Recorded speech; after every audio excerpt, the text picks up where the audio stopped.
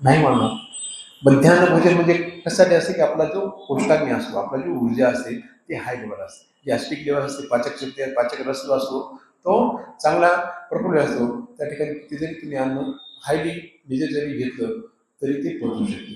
आणि सायंकाळची जी वेळ असते ती निश्चिंत वेळ असते चॅप चेक करायची किंवा मेटाबॉलिझम करायची. बघा युरिनेशन किंवा तुमचं जे लॅक्चॅक्टिव्ह आहे, पर्गेटिव्ह ज्या प्रक्रिया आहेत इंटेस्टाईनच्या, त्या रात्री 2च्या नंतरच तुमच्या शौचाला समोर टाकत. एक एक गोष्ट लक्षात ठेवा. दिवसभर तुमच्या आतड्याकडे रक्तपुरवठा येत नाही, संध्याकाळीच येतो. त्याच्यामध्ये ॲसिड मिक्स होते आणि 2च्या नंतरच बरोबर 4 दिवस निघायच्या अगोदर शौचाला साबण.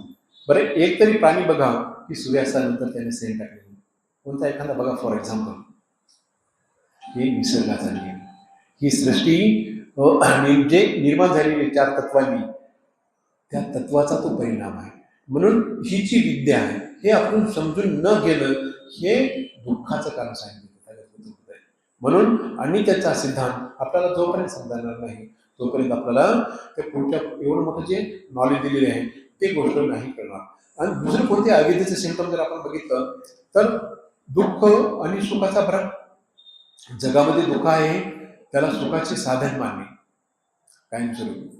आता बघा, एखाद्यावर तर खूप आपल्याकडे मोठी गाडी आहे, आपण कंटिन्यू त्यामध्ये खूप आपली करोडोची गाडी म्हणून त्याच्यावर सारखा सफर करतोय, लक्झरीची एसी बीसी लावून म्युझिक लावून. पण कालांतराने बघा त्याला 500 मीटर जरी गाडीतून चल म्हणलं चालू शकत नाही. त्याला पाहिजे होईल, त्याला पिशवीला होईल, बसून बसून शुगर वाढेल, हृदयावरती ताण येईल, अर्थाटिकचे प्रॉब्लेम तयार होतील, स्किनचे प्रॉब्लेम तयार होतील.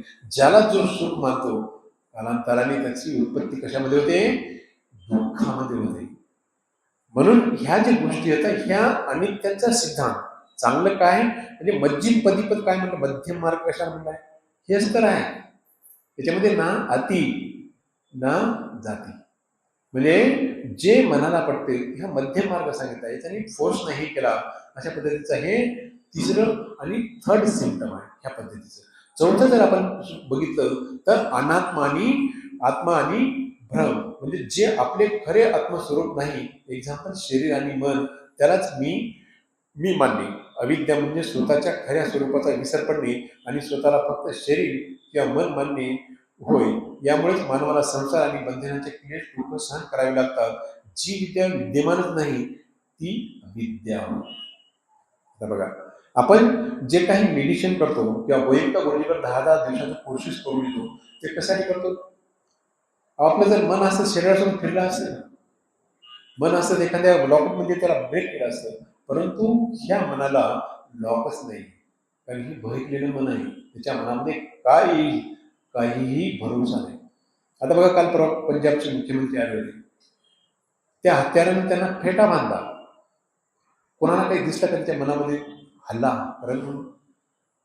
शेवटी त्यानंच त्या सेवेकरांनी त्यांच्याकडे जे काही कुगरी असते त्यांनी हल्ला केला, पोलिसांनी मारलं. म्हणजे मनोकुंभम गमाधमा म्हणून सुद्धा म्हणून साचे पदुठेन भासती वाटत. म्हणून ह्या मनाला काबूत ठेवण्यासाठी मनाची एकाग्रता ही अत्यंत आवश्यक आहे. म्हणून तथागत गौतम बुद्धांनी जे काही सांगितले अविद्या हे सगळ्या दुःखाचं मूळ आहे. आपण मागच्या पंचस्कंद मी तुम्हाला सांगितले मागच्या एपिसोडमध्ये, कारण त्याच्यामुळे मुद्दामच मी खालून सुरुवात केली जेणेकरून आपल्याला एक एक टप्पा ते लक्षात यावा. आणि अशा पद्धतीने जे काही म्हणजे हे डिपेंड असतात एकमेकावरती, जे काही दुःखाचे कारण डिपेंड असतात त्याला लॉ ऑफ डिपेंडंट ऑर्गॅनिझम म्हणतात किंवा प्रत्यय समुत्पाद म्हणतात.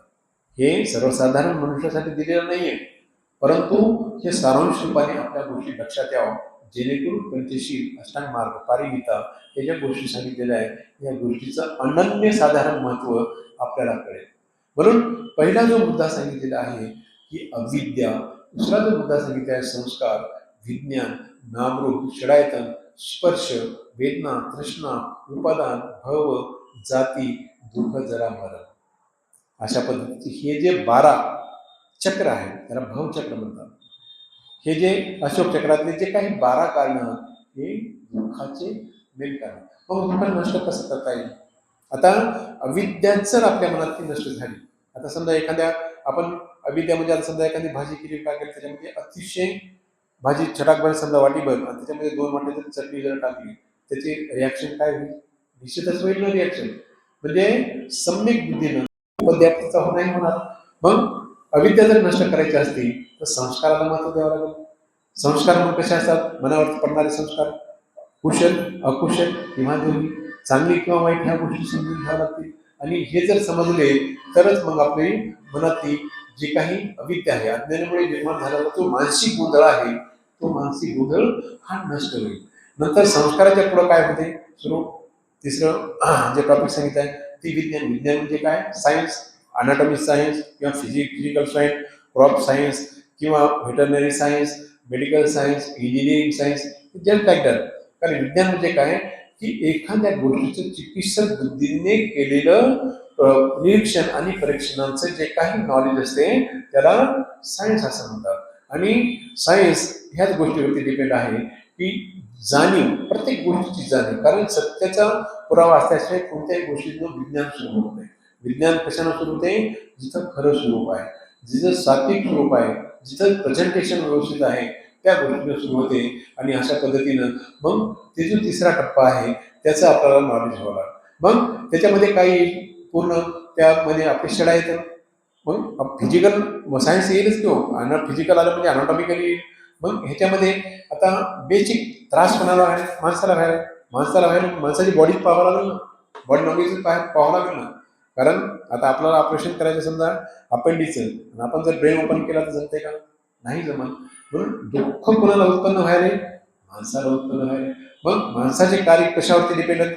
शेडायचं 6 सेन्स ऑर्गन, जे आपण शब्द स्पर्श रूपरस आणि गंध पाहतो, जे की दृष्टी आहे, कान आहे, नाक आहे, जीव आहे आणि ही त्वचा आहे. आणि याचा उपभोक्ता कोण आहे? षडायतन 6 सेन्स ऑर्गन मन आहे. म्हणजे हे षडायनाचं सुद्धा आपल्याला अविद्या काय होता ह्या गोष्टी समजून घ्यावं लागते. आणि नंतर स्पर्श आणि वेदना. स्पर्श सुखदय असतात आणि दुःखदय असतात. आणि सगळ्यात महत्वाच्या ज्या वेदना असतात, इंद्रियाशी येणारा संबंध. बघा आता वेदना कोणत्या असतात? कानाच्या वेदना कोण असतात? शब्दाच्या वेदना कुठे जाणवतात? आपल्या कानाला जाणवतात. दृष्टीच्या वेदना किंवा पाहण्याच्या वेदना कुठे जाणवतात? ह्या डोळ्याला जाणवतात. किंवा थंडीच्या किंवा स्पर्शच्या वेदना कुठे जाणवतात? आपल्या चमड्याला जाणवतात.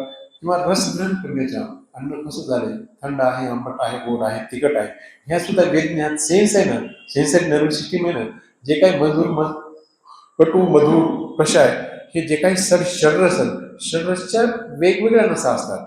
जी नर्व सिस्टीम जी आहे मनातून जे ब्रेनमधून जे चाललेली आहे त्याच्या सगळ्या असतात. कारण मान समजा दबली तर ह्या बोटामध्ये स्पार्किंग होते. मान मान जर केली, पायामध्ये जर वेदना दिल्या L4 किंवा L5 किंवा S1 सॅक्रल बोन, त्याच्यामध्ये ती नसतली असते. हे डायग्नोस्टिक जे आहे वेदना ह्या पद्धतीच्या हे आपल्याला त्या शरीरामध्ये जाणवतात. त्यामुळे तथागत गौतम बुद्ध सांगतात की ह्या वेदनाचं सुद्धा ज्ञान पाहिजे. ह्या वेदना कुठून होतात? त्या सुखद आहेत की दुःखद आहे? आणि अशा पद्धतीचं. आणि मग दुसरं जे आहे ते उपादान म्हणजे सुखाची तीव्र पकड. मग याच्यातून काय होते माणसाला? आता हे इंद्रिय आपलेच आहेत, मन आपलेच आहे, वेदना सुखद दुःखद आपलेच आहेत, स्पर्शाचे सुद्धा अनुभव होते. मग त्याचं उपादान उत्पन्न होते, त्याच्यानंतर त्याला भोग उत्पन्न होते. एखादं जर सुंदर असतं त्याला सुंदरतेचा खूप गर्व असतो, भयानक गर्व असते, ते की इतराचा तिरस्कार करते. म्हणजे याच्यातून मग मनामध्ये काय उत्पन्न होते? मनाच्या संस्कारावर काय उत्पन्न होते? त्याच्याबद्दलची जो द्वेष आहे किंवा राग आहे किंवा क्लेश आहे हे मनामध्ये उत्पन्न होतात. अहंकार उत्पन्न होते, मनामध्ये चेतना उत्पन्न होतात. म्हणून हे जे संस्कार आहेत मनावरचे, हे संस्कार नीट करणं हे तथागत गौतम बुद्धाचा पहिला सिद्धांत आहे. बघा आता हे लॉ ऑफ इम्पिटेंट ऑर्गॅनिझम जे मी सांगतोय याच्यामध्ये ईश्वरवादाचा कुठलाही नामोनिशेष आहे का? ते तर तिथंच त्या बोधिवृक्षाखाली त्यांनी ते ताडून दिलं. कारण तथागतांनी हा सिद्धांत दिला म्हणजे ईश्वर निर्मित नाही, हा मानव निर्मित नाही. मग आपण मानव आहोत, मग माणसाच्या सुखासाठी हे ज्ञान वाहून घ्यायला पाहिजे किंवा हे ज्ञान समजून घ्यायला पाहिजे. मग नंतर पानात पाता वेरंगी शिखा पदम समाधी, प्राण्याची हिंसा करून विचारच येत नाही ना मनामध्ये. मग हिंसा कशाची काही देवप्राप्तीसाठी करायची का? अर्थातच नाही. कारण ही मानव निर्मित धर्म आहे. त्याच्यामुळं त्यात आपण नंतर गोष्टी समजून घेऊयात. परंतु बेसिक जे आहे अविद्या, माणसाची कशा पद्धतीने माणसाच्या अविद्येमुळे